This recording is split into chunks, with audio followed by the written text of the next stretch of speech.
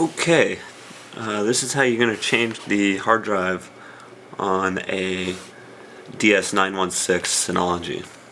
The first thing you need to do is pop the cover off here, and all you have to do is just kind of pull on it and it'll pop off. It's probably kind of dusty. You might want to wipe off any dust you see there.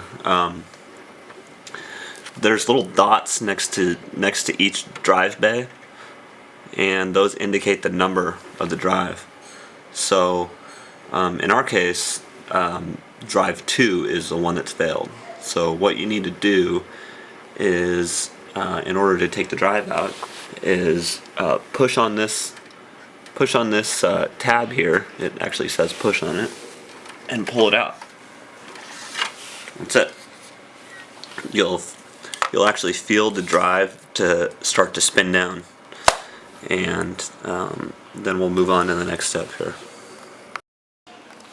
So now that we have the drive out of the system here, you can probably hear in the background that the Synology is beeping, letting us know that the drive is out. So at this point, all we have to do in order to replace the drive is pull on these tabs here, and I'll try and zoom in a little bit here.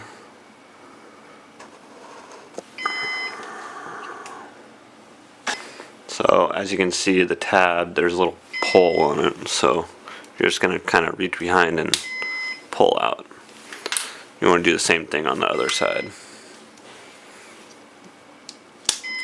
So now you have the two things off on the side, and basically what you need to do is just use your fingers on the back here and just push the drive up like this.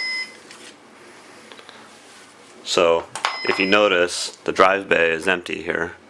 The grid part of the drive bay is going to be the bottom.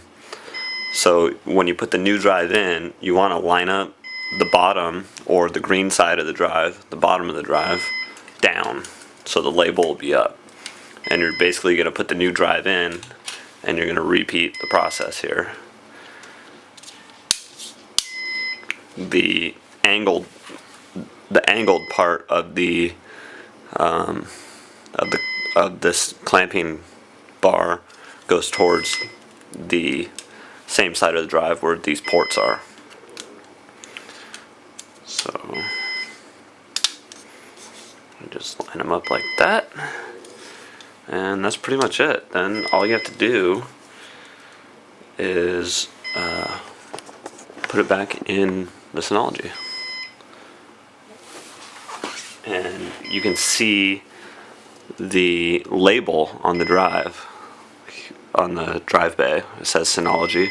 You want to make sure it's going the same direction as all the other ones. That way you know it's lined up correctly. Just put it back in there like that.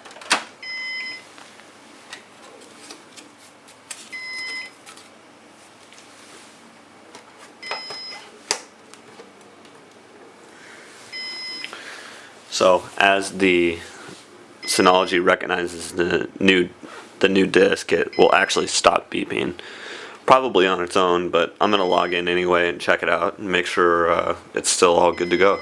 So that's pretty much all you have to do.